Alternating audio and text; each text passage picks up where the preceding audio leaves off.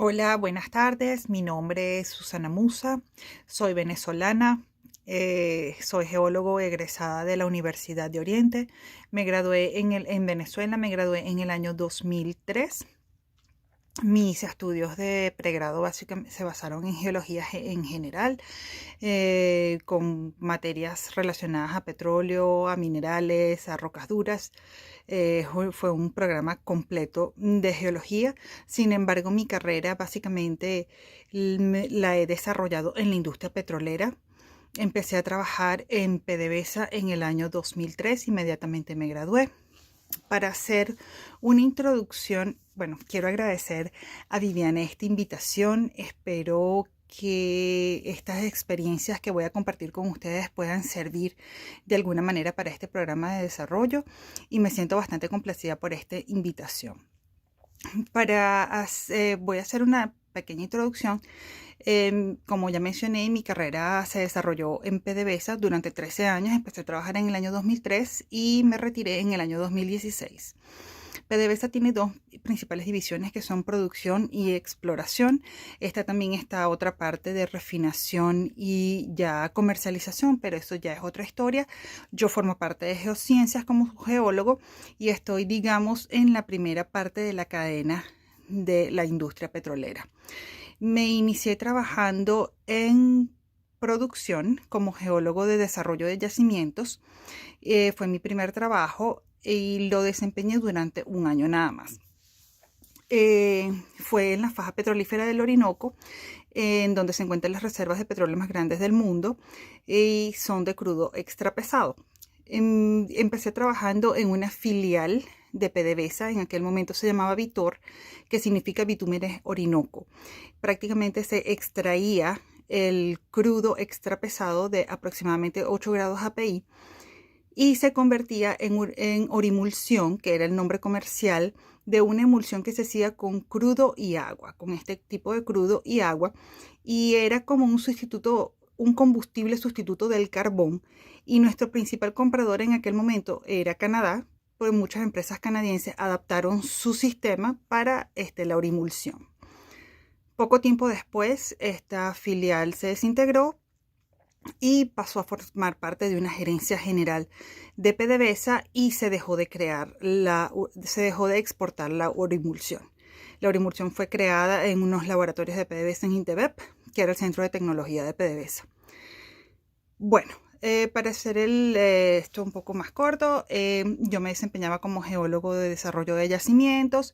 Hacíamos seguimiento geológico operacional en campo.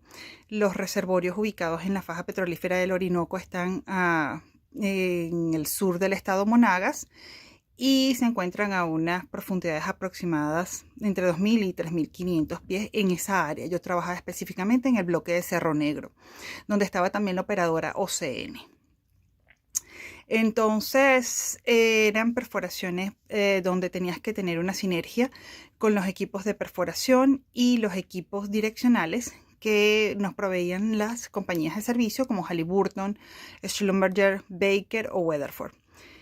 Básicamente el equipo de geología proporcionaba la locación, las coordenadas, los topes formacionales para las presiones de las formaciones, los tipos litológicos, los tipos de roca, la columna estratigráfica que se iba a atravesar, y el equipo de perforación se encargaba de diseñar el pozo, y a través de toda esta información que nosotros proporcionábamos, ellos diseñaban el pozo, la sarta de perforación, los tipos de brocas que se iban a utilizar, el lodo de perforación, y además de eso diseñaban el programa direccional porque los pozos eran desviados hasta llegar a hacerlos horizontales en el área de interés cuando ya tocábamos el tope del objetivo. Y después se navegaba en las arenas objetivo en forma horizontal. Este fue mi primer trabajo, luego paso a trabajar en exploración. Fue un cambio bastante importante. Cuando llego a trabajar exploración me mudo a otra ciudad que es en el estado de Anzoátegui, se llama Puerto La Cruz y está en la costa. Sin embargo, los pozos estaban ubicados en el norte del estado Monagas. A pesar de que era igual un trabajo como geólogo operacional, existían diferencias. Primero, los pozos eran pozos muchísimo más profundos, pozos que llegábamos a tener profundidades entre 18.000 y 19.000 pies, y fácilmente los objetivos se encontraban a unos 16.000 pies. Obviamente, un pozo en Morichal, donde trabajé inicialmente en el área esta de producción que les mencioné, podía en condiciones normales finalizarse en 2 semanas. Un pozo exploratorio podía durar hasta 1 año y representaba muchísima más complejidad debido a la complejidad estructural del norte de Monagas. Las columnas estratigráficas eran muchísimo más de mayor longitud, y había los diseños de los pozos implicaban muchísimos revestidores, había que tener muchísimo más cuidado con las presiones. Entonces nosotros como geólogos nos teníamos que mover desde nuestras oficinas ubicadas en Puerto La Cruz hacia más que todo el estado Monagas o hacia otras áreas del estado Anzoátegui, y eso implicaba un movimiento físico. Existen diferencias obviamente en lo que fue la perforación de pozos horizontales y lo que fue la perforación de pozos verticales profundos. Las litologías eran muchísimo más compactas, muchísima más consolidación. La diferencia entre pozos exploratorios y entre pozos de producción es que hay un mayor riesgo cuando perforas pozos exploratorios. Probablemente buscas un objetivo y muchas veces no lo encuentras. Tienes el riesgo de encontrar el objetivo, pero probablemente no con las propiedades requeridas para poder producir hidrocarburos. Normalmente hay objetivos principales y objetivos secundarios en los pozos, pero incluso en oportunidades llegamos a encontrar formaciones de interés que ni siquiera se estaban buscando a lo largo de la columna estratigráfica, y eso lo hace bastante interesante. El riesgo siempre es más alto. Tuve experiencias donde hubo pozos que se tuvieron que dejar a mitades porque por más que se perforaban no se encontraban los objetivos o los topes formacionales. Existen márgenes de errores que pueden llegar a ser de más o menos 500 pies, lo cual es bastante representativo. Ya cuando vas a pozos de producción, los pozos de producción ya tienen objetivos claros y precisos, tienen que encontrarse básicamente con muy poca diferencia en comparación a las propuestas geológicas que se entregan al ministerio cuando son aprobadas. Fueron trabajos bastante enriquecedores. Me queda la importancia de la sinergia en los equipos de trabajo. Definitivamente eso marca una grandísima diferencia en el éxito de los objetivos, de las propuestas, independientemente de que los pozos pueden llegar a ser o no exitosos desde el punto de vista del logro. La sinergia de los equipos hace que el trabajo marche bien, y esto es bastante importante. Hubo pozos donde obtuvimos resultados bastante exitosos, y la importancia de exploración, a diferencia de producción, es que exploración asocia reservas. A diferencia de producción ya perforas el pozo y lo pones a producir inmediatamente. Después de que termino mi trabajo como geólogo de operaciones en el área exploratoria, que fue de 2 años y medio, paso a un programa de entrenamiento que diseñó PDVSA, y estuve por 2 años en ese programa de entrenamiento, el cual finaliza con 3 meses en el Instituto Francés del Petróleo en Francia, y después volvemos para obtener el título del diploma. Tuvimos que hacer un trabajo de tesis basado en grupos que se formaron como multidisciplinarios, con un área que se otorgó, y yo trabajé en el área de petrofísica. Desde allí empiezo yo a desempeñarme como petrofísico. Inmediatamente termino este proyecto, recibimos el diploma y me empiezo a desempeñar como petrofísico, inicialmente como petrofísico de operaciones. Ya me muevo de la cuenca oriental de Venezuela, donde ya había trabajado anteriormente en el área de Cerro Negro y en el norte de Monagas, y ahora me mantengo físicamente ubicada en las mismas oficinas de Puerto La Cruz, en la costa, pero estoy asignada a un proyecto que queda en centro sur de Venezuela, que es en el estado Barinas, ya más hacia el occidente. Hubo mucho movimiento. Tenía que viajar constantemente a Maracaibo, las presentaciones se hacían en Caracas. En este caso tenía yo la responsabilidad también de ir a los pozos, pero ya al momento del perfilaje de los pozos, que es cuando ya básicamente se termina la perforación. Entonces se diseñan programas de perfilaje para captura de información y corremos registros eléctricos. Fue un trabajo que implicaba muchísima responsabilidad, porque tenía yo como petrofísico la última palabra al hacer el estudio y la interpretación de estos registros eléctricos y decir aquí hay o no hay petróleo. Básicamente era esto. Entonces teníamos que luego, en base a estas interpretaciones, ir al ministerio y solicitar permiso para probar los pozos, para hacer los test y determinar si era viable, si realmente teníamos fluido y cuánta cantidad de fluido teníamos para asociar reservas. Luego de que yo finalizo este proyecto, paso a trabajar en proyectos internacionales. Trabajé en un proyecto de factibilidad en la cuenca Marañón en Perú. Fue un proyecto bastante corto, contábamos con muy poca información. Nosotros nos fuimos a Perú, ellos simplemente nos dieron un dataset y en base a eso trabajamos. Había mucha carencia de información, una cuenca muy extensa y no se llegó a ninguna conclusión importante en ese caso. También se perdió el interés y este proyecto simplemente quedó allí. Luego pasamos a trabajar en la cuenca Malvinas de Argentina. Fue un proyecto que fue hecho en base a un acuerdo entre PDVSA y ENARSA. Se otorgaron 2 bloques para el estudio, el bloque Calamar y el bloque Salmón. El área constaba de 54.000 kilómetros cuadrados. Fue un proyecto costa afuera. Quiero hacer una acotación, probablemente independientemente del tinte político que pudo haber tenido el proyecto. El proyecto se elaboró con muchísimo profesionalismo y el trabajo se hizo basado en la información que se nos proporcionó. Era una información que estaba desde los años 80. Desde el punto de vista petrofísico que puedo yo conversar, yo salí del proyecto, yo no finalicé el proyecto, continuó un año después de que yo salgo de allí del proyecto, porque en el momento en el que yo salgo del proyecto ya no había más información petrofísica, entonces ya no había más nada que hacer en ese momento. Luego encuentran más información y ya yo estaba trabajando, ya había sido asignada a otro proyecto.